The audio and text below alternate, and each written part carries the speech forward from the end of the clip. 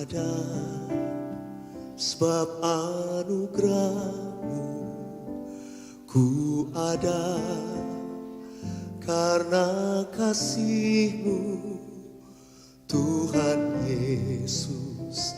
Ku berterima kasih buat kasih rahmat-Mu. Kita nyanyikan bersama-sama.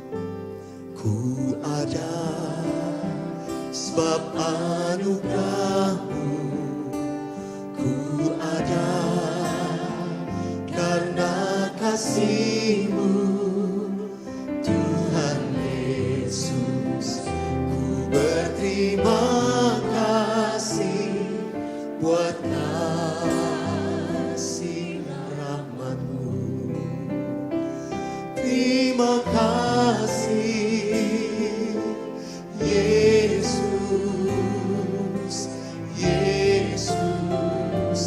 Terima kasih, hanya anugerah-Mu buat hidupku sekarang.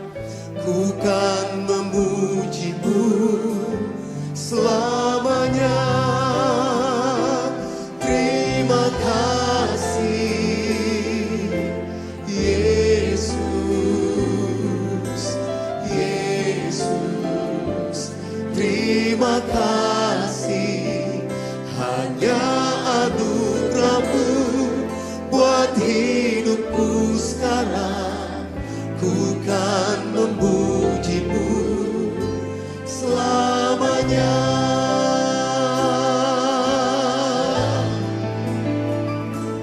I am here because of your grace. I am here because of your love, Lord Jesus. I am so thankful for your grace abounds to me. I am here, yes, Because of your grace, I am here because of your love, Lord Jesus. I am so thankful for your grace abounds to me. Thank you, Jesus. Thank you, Jesus. Jesus, Jesus. Thank you, Jesus. It's only by your grace that I could live today. Forever I will praise your name. Thank you, Jesus.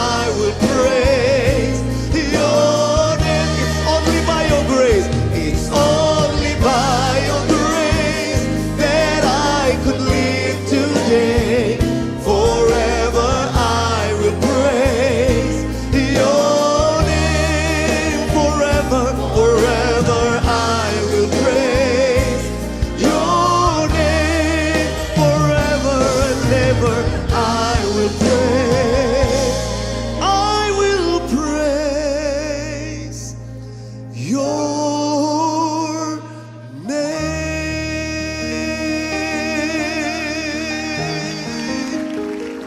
We thank you, Jesus. Let's worship Him and give thanks to Him. Kami naikkan syukur bagi-Mu, kami naikkan pujian hanya bagi-Mu Tuhan. Engkau sungguh baik, sangat baik bagi kami. Terima kasih Tuhan. Terima kasih buat rahmat. Terima kasih. Terima kasih Yesus. Oh, terima kasih. Terima kasih Tuhan.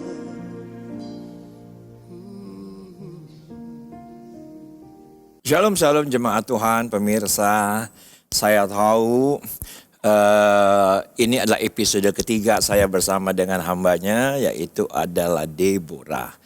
Mungkin ada di antara Anda yang belum mengikuti apa yang terjadi dengan 2 episode sebelumnya.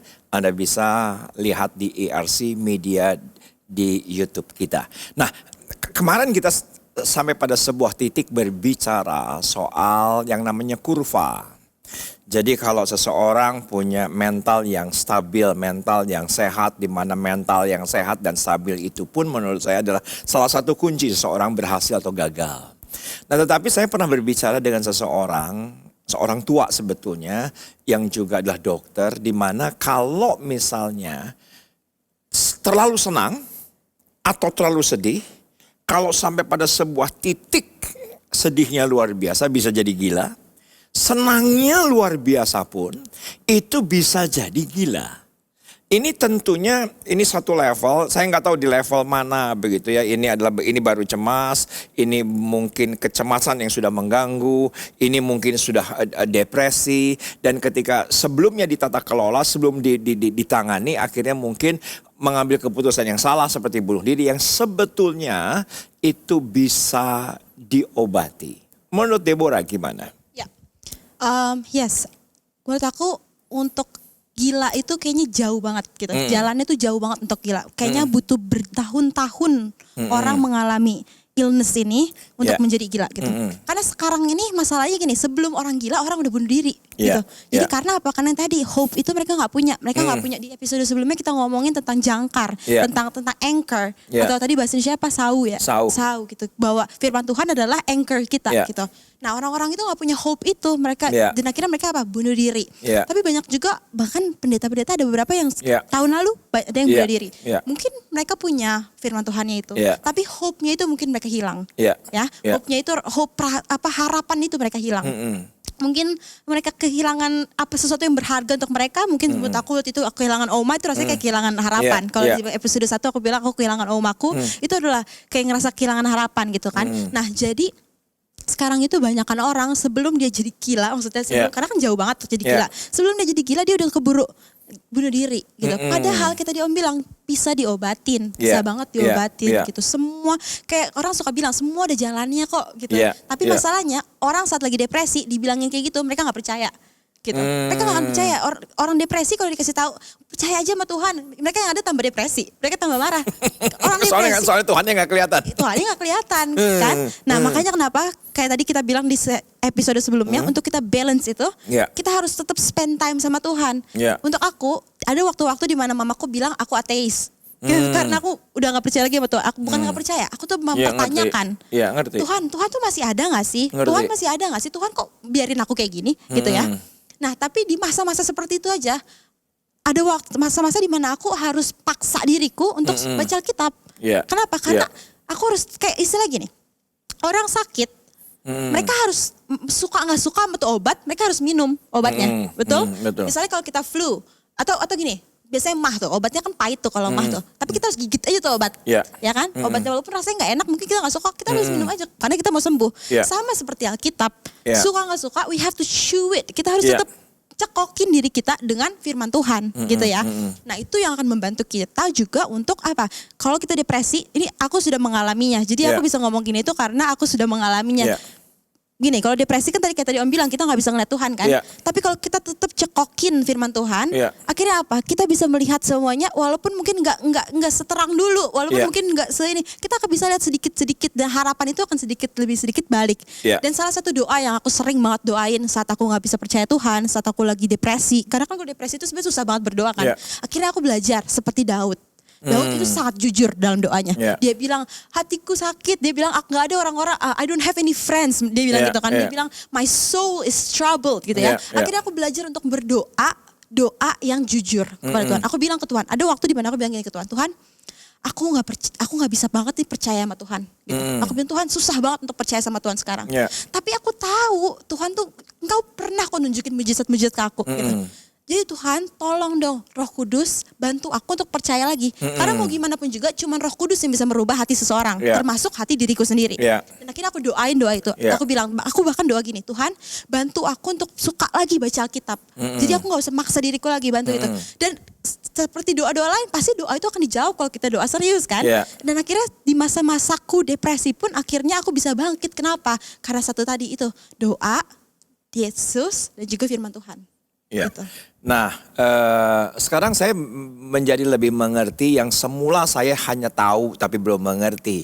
Ternyata dalam Alkitab bahasa Inggris, dosa itu menggunakan dua kata. Yang pertama adalah sins. Kita semua tahu itu. Tapi ada satu kata lagi, mungkin Deborah tahu.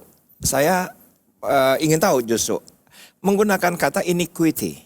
Iniquity adalah bukan produk dosa. Jadi iniquity itu bukan berzina. Bukan mencuri, bukan membunuh, tapi keinginan untuk membunuh. Jadi iniquity saja Tuhan sudah tanggung di Kalvari. Jadi yang kita selalu berpikir bahwa produknya dulu gitu, gila dulu, depresi dulu. Ternyata yang inside, yang menuju pun sebetulnya Tuhan itu sudah angkat dan sudah tanggung bagi kita. Nah, ada satu kejadian beberapa hari yang lalu Deborah, ini soal doa. Nanti saya akan khotbahkan nanti di gereja online. Berdoalah sampai berdoa. Sampai berdoa. Kamu sudah berdoa pagi? Sudah. Tapi mungkin dia belum berdoa. Dia sudah berdoa tapi belum berdoa. Bisa ngerti maksudnya? Yes. Saya ada cerita sederhana. Satu hari Kenneth, cucu saya usia 5 tahun beberapa hari lalu nginep. Main sama kakaknya, Kela dan anak-anak tetangga. Tiba-tiba dia teriak keras. Anak umur 5 tahun ternyata jatuh. Dan jatuhnya menurut dia fatal. Kenapa? Karena persis di jidatnya di tengah luka dan berdarah. Yang mana sebetulnya seminggu sebelumnya dia punya benjolan yang baru saja sembuh di sini juga karena dia jatuh dari sepeda. Jadi dia teriak sedemikian rupa, Grandki, kepala aku bocor. Karena dia jatuh, kepalanya itu menyentuh aspal. Ya cuman luka biasa.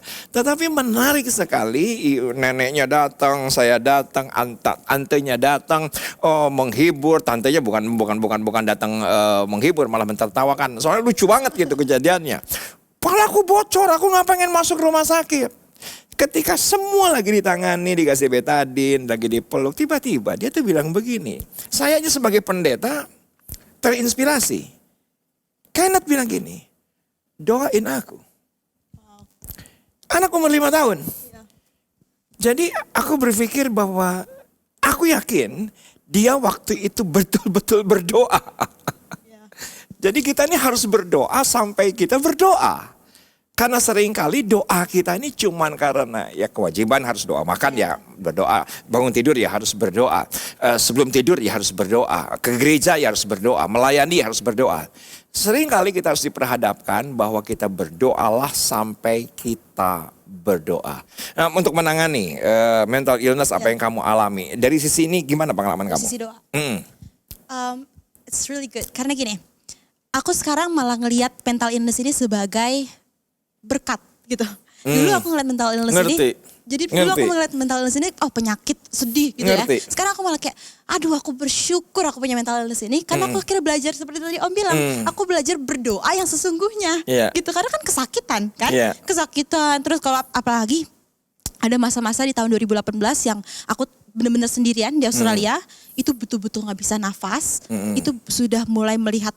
Jadi aku ngeliat tuh kayak ada orang-orang pakai baju ronggeng gitu lah. Pokoknya ada, karena kan halusinasi kan. Nah itu parah banget. Dan itu aku udah gak bisa nafas, gak bisa minum. Aku cuma bisa telepon mama. Mama ngomong pun aku gak bisa dengar. Aku cuma bisa panggil satu doang. Jesus. Aku cuma bisa panggil itu doang. Kenapa? Sebetulnya gini, dari kecil aku udah ditanamkan. Yeah. Udah dicekokin kebenaran bahwa berdoa itu Yeah. gak cuma kewajiban gitu ya. Sehingga kira itu kebenaran itu again menjadi anchor kan. Jadi saat aku ada di masa terendah, aku pun tetap akan memanggil nama Yesus. Aku tetap akan berdoa gitu. Nah, jadi sebetulnya aku bersyukur karena nih mental illness ini sudah mengajarkan aku cara berdoa yang betul gitu. Tadinya aku berdoa cuman Jesus you're good gitu kan. Aku berdoa, oh aku Tuhan aku lagi butuh ini gitu kan. Sekarang aku berdoa bukan cuman karena aku butuh ini. Aku berdoa karena aku tahu bahwa Yesus cuma satu-satunya orang yang bisa menyembuhkan aku. Yesus adalah satu-satunya orang yang bisa menyelamatkan aku. Betul. Dari the darkest night of my life gitu. Dari waktu dimana gelap banget hidup ini, cuman Yesus yang bisa menyelamatkan aku gitu. Jadi doaku sekarang akhirnya enggak kewajiban lagi gitu kan. Dan doa itu sebagai bukan rutinitas juga, tapi jadi lifestyle. Sama seperti kalau aku menjaga tubuhku. Kita pergi ke gym misalnya gitu ya. Kita nge-gym. Kalau dijadiin rutinitas pasti kita jadi bosen kan. Ada bosennya. Tapi kalau kita jadi cari kesukaannya, kita jadikan itu sebagai lifestyle. Kita punya healthy lifestyle itu. Nah, sama seperti mental juga kan. Dengan kita punya lifestyle yang tadi aku bilang holistic lifestyle. Berarti apa? Kita menjaga doa juga. Kita juga proses juga. Yang tadi aku bilang di episode sebelumnya kan. Jadi itu balancing itu. Yang paling penting gitu. Ya, menarik. Pembahasan kita luar biasa. Jadi kembali soal doa, biarlah kita berdoa sampai kita berdoa. Jadi ini juga kejadian beberapa hari yang lalu. Deborah setelah nonton Netflix, judulnya The Last Dance, Michael Jordan 10 episode. Kira-kira selesai jam 1, jam 2-an begitu. Mau tidur. Tetapi mau tidur gak tahu kenapa iseng masih mau nyalakan televisi. Nah di televisi itu ada film, judulnya At Eternity's Gate. Itu adalah film biografi daripada Vincent van Gogh.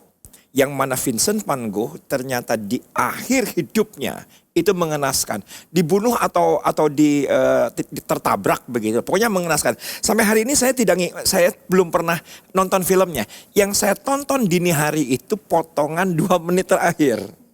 Nah, yang menarik adalah Vincent van Gogh itu bilang begini, penyakit itu memulihkan. Wow. Ya, So good. so good. Ya. Dan enggak, yang kita sudah mengalaminya, kita mengerti, mungkin kita berkata, wow, oke, it's good, it's deep value. Tapi beberapa orang, karena ini sudah aku khotbahkan di gereja online, youth beberapa minggu yang lalu, ketika premier, ada beberapa teks di bawah, masa penyakit memulihkan? Masa penyakit itu menyembuhkan? Karena saya kasih judul tema khotbah saya, penyakit itu menyembuhkan. Tapi dari uraian ini, kita menjadi seseorang yang lebih baik, apapun yang Tuhan izinkan dalam kehidupan kita. Itu seperti di episode sebelumnya, Deborah mengatakan kita tahu sekarang bahwa Tuhan melakukan sesuatu yang baik bagi kehidupan kita. Nah, yang menarik dari Roma 8 ayat 28, kita tahu sekarang. Artinya apa? Itu bukan pada saat proses. Yes. Karena ayatnya kita tahu sekarang. Pasti ini adalah ayat yang muncul ketika setelah proses. Yes. saya mau secara khusus mental illness dihubungkan dengan anxiety disorder. Saya mau hubungkan dengan pandemi sekarang. Apa yang kamu lihat akibat pandemi kepada anak-anak muda, khususnya yang kamu lihat di mana mereka kreatif, mereka punya energi yang luar biasa, sedangkan pandemi itu sedemikian rupa sepertinya itu menghancurkan. Ya. Padahal kita belum tahu sekarang, tapi mungkin one day kita tahu sekarang bahwa segala sesuatu mendatangkan kebaikan. Menurut kamu gimana? Pandemi ini ya. Terhadap anak muda? Ya. Terhadap mental illness juga? Terhadap mental illness. Wah, ini sebetulnya pandemi ini salah satu faktor yang telah mempengaruhi mental illness di anak-anak muda itu sebenarnya cukup parah juga. Dan tapi sebenarnya nggak cuma anak-anak muda doang. Semua Karena, strata. Iya, di rumah sakit yang aku pergi untuk dapetin obat-obatan aku untuk kontrol check up ke psikiater, tambah banyak pasiennya. Yang biasanya cuma segini doang nih filenya, sekarang banyak banget orang-orang yang akhirnya pergi. Tapi gak cuma anak-anak muda doang, sebetulnya ada orang-orang tua juga gitu. Nah tapi kenapa? Karena gini, kan kita lagi lagi pandemi ini. Padahal kan kita, sorry Deborah, aku potong. Ya. Yang menurut saya padahal secara orang ketimuran, sepertinya pergi ke psikolog itu adalah langkah yang paling terakhir. Karena dianggap gila, dianggap memalukan, dianggap aib. Tetapi buktinya sekarang oleh karena pandemi tumpukan. Jadi memang mungkin orang sudah sampai pada titik putus asa yang sedemikian rupa. Terusin. Ya untuk anak-anak muda mungkin mereka mungkin yang kuliah, mungkin mereka ngerasa capek, terbebani karena harus kejar terus tuh mereka punya tugas. Atau mungkin anak-anak yang nggak kuliah, mereka misalnya seperti aku di awal-awal pandemi, aduh aku stres abis karena kan aku nggak ada aktivitas apa-apa, aku tuh dia pelayanan kan, pelayanan, pandemi nggak bisa kemana-mana. Itu istilahnya gini, itu hal gini, ada beberapa orang yang melakukan sesuatu dan mereka mendapatkan acceptance. Mereka ngerasa diterima. Ngerti. Karena melakukan hal itu. Ngerti. Untuk aku itu pelayanan. Jadi saat pelayanan itu diambil, acceptance-nya juga diambil. Ngerasa Ngerti. jadi gak layak lagi. Akhirnya depresi. Akhirnya stres kan. Mereka depresi, ngerasa gak layak lagi, ngerasa hidupnya gak layak. Untuk aku sendiri sebagai anak muda, pandemi itu sangat membuat aku ngerasa gak layak hidup. Hidup ini gak layak dihidupin lagi. Akunya juga gak layak lagi gitu. Jadi nah tapi juga kerennya itu Om yang tadi Om bilang, psikolog dan psikiater itu kan yang terakhir orang-orang mau ya. Tapi puji Tuhan ya karena banyak orang yang sekarang mau ngomong nih kayak kita, punya conversation yang jujur. Kita ngomongin gini, kita ngomong especially di gereja ya. Akhirnya orang-orang mulai terbuka mindsetnya. Akhirnya mereka tahu bahwa minum obat itu bukan berarti lu gila. Gitu. Kita ke psikiater itu gak mesti di RSJ gitu. Ke psikiater itu sebetulnya sama aja kayak kita beli obat, kita minum obat demam gitu kan. Jadi puji Tuhannya sih itu orang-orang sudah punya mindset yang luar biasa kan. Tapi memang pandemi ini sangat affect our mental health pastinya. Pastinya mau kita lihat dari sisi manapun, dari sebagai orang tua, sebagai anak, apapun pasti akan setelah kasih efek yang cukup luar biasa ya. Apalagi orang-orang yang bisnis, anak-anak muda yang mungkin baru mulai bisnis. Pasti mereka akan ada rasa takut. Dan rasa takut itu pasti akan berlebihan. Karena apa? Karena kita sekarang yang tadi Om bilang, kita belum bisa ngelihat nih bahwa ini akan menjadi sesuatu yang baik. Kita belum bisa ngelihat kan. Belum. Tapi satu hal yang aku pelajari beberapa bulan ini adalah gini. Kita inget-inget aja kebaikan Tuhan sebelumnya. Gitu. Kita inget-inget aja dulu aku belum bisa ngelihat yang tadi Om bilang penyakit bisa menyembuhkan. Dulu aku sama seperti orang-orang yang komentar tadi itu. Masa sih? Gimana caranya? Gitu kan. Dulu sama seperti bukannya itu. Penyakit harus kita tolak, kita tengking, kita patahkan. Nah itu dia, especially mental illness. Banyak banget gereja-gereja yang kayak tengking, udah ditengking belum gitu. Padahal mental illness tuh gak bisa ditengking gitu. Maksudnya mental illness itu penyakit gitu. Yes kita doain, pasti kita doain. Tapi bukan berarti kita tengking and that's it gitu. Kita tetap harus minum obat gitu. Kita tetap harus berobat, kita tetap harus konseling gitu kan ya. Nah jadinya ya kayak yang tadi itu bahkan di tengah-tengah pandemi ini kita kalau misalnya ada yang nonton ini dan mereka mungkin lagi depresi, sangat depresi banget. Yang tadi aku bilang depresi itu bisa kelihatan dari dia tuh lebih dari seminggu biasanya. Depresi itu lebih dari seminggu. Kalau cuma sehari terus di dalam sehari masih bisa makan, masih bisa ketawa, itu mah cuma galau biasa. Tapi kalau depresi itu kalau udah lebih dari seminggu, lebih dari 2 minggu, udah maunya di kamar aja, ngerasa gak layak lagi. Menurut aku wajar banget kalau kamu mau pergi ke konseling. Wajar banget untuk orang-orang yang nonton mau pergi konseling. Mulai dengan konseling dulu, gak usah ke psikiater langsung. Karena gak semua orang butuh obat. Gak semua orang yang punya mental issue butuh obat gitu. Sama seperti luka, gak semua orang yang berluka butuh obat diminum gitu kan. Jadi pergi dulu ke psikolog atau ke konselor. Dan itu mereka akan bantu kita mengorek kenapa sih pandemi ini bikin kita jadi kayak gini? Kenapa sih pandemi ini menjadi trigger sehingga kita bisa jadi mungkin yang anxiety attack, mereka dapat serangan anxiety itu pasti ada orang-orang yang mengalami itu karena pandemi ini hal yang susah gitu. Tapi satu, pergi ke psikolog atau pergi ke konselor, it's okay to have Jesus and a therapist. It's okay to have Jesus dan juga psikolog gitu. Boleh kok, nggak apa-apa kok gitu. Sama aja kok, toh butuhnya gini. Kayak misalnya Om pakai kacamata kan, nggak apa-apa, bukan berarti Om Reza nggak beriman pakai kacamata. Karena Om Reza butuh kacamata itu gitu. Dan sama seperti ke psikolog dan konselor, bukan berarti kita nggak beriman. Tetap kita berdoa, tapi kita tetap harus juga berobat. Dan yang terakhir itu tetap yang tadi aku bilang, berdoalah. Tetap doa terus. Sampai berdoa. Sampai berdoa. Kalau sekarang doanya masih cuma pagi, oke gue harus berdoa. Jangan gitu. Doa sampai kamu tuh betul-betul butuh Tuhan. Doa tuh kayak kamu tuh kayak Tuhan tuh cuma satu-satunya jawaban. Itu loh doa yang sesungguhnya tuh kalau kita tuh udah percaya terus, kalau kita udah bener-bener desperate sama Tuhan gitu. Bikin hari ini tuh setiap harinya tuh bikin bahwa itu menjadi hari di mana kamu tuh butuh Tuhan banget gitu. Jadinya berdoalah terus. Karena saat kita berdoa itu dan juga berdoa dan juga worship. Karena saat kita worship Kita memuliakan nama Tuhan. Kita memfokuskan mata kita dengan Tuhan gitu kan. Kita butuh fokuskan our eyes on Jesus dan sehingga Sehingga gini, walaupun sekarang kita belum bisa melihat kebaikan Tuhan dalam proses ini, kayak tadi kita bilang di Roma 8 ayat 28 itu, kita mungkin belum bisa melihat, tapi saat kita worship, kita itu mengagungkan nama Tuhan dan kita mengingat-ingat lagi apa yang Tuhan sudah lakukan sebelumnya. Sehingga kita punya pikiran gini, oke, kalau dulu aja Tuhan selamatin gue, masa sekarang Tuhan gak selamatin? Kalau dulu Tuhan selamatin bisnis gue, kenapa sekarang Tuhan gak selamatin bisnis? Kan gitu kan? Jadi tetaplah berdoa, ke konseling perlu, tapi berdoa juga perlu, and worship. Worship Tuhan gitu. Jadi itu menurut aku itu nggak ditanya sih, tapi ini tips-tips untuk orang-orang yang mungkin mengalami mental illness sekarang atau mungkin mereka depresi sekarang karena pandemi ini. 3 hal itu yang aku lakukan dan jujur setiap harinya itu menjadi hari yang baru untuk aku bangkit lagi. Karena 3 hal itu yang aku lakukan itu. Oke, good. Thank you. Kita sudah sampai detik 20 menit. 48 detik udah lewat kemana-mana. Tetapi saya begitu yakin 3 episode bersama dengan Deborah sangat menolong sekali, sangat menginspirasi, sangat membangkitkan. Saya aja sangat diberkati oleh 3 episode ini.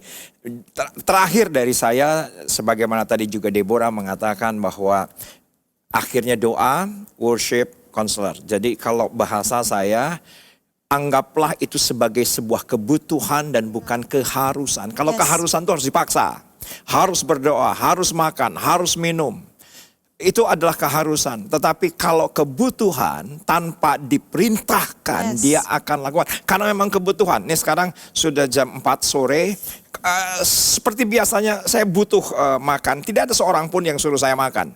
Tidak ada yang perintahkan, tidak ada yang suruh, tidak ada yang ancam saya untuk saya makan donat ini. Kenapa? Karena saya butuh makan. Seperti itulah Anda berdoa, nyembah Tuhan seperti saya butuh makanan. Karena donat ini oke, donat ini enak.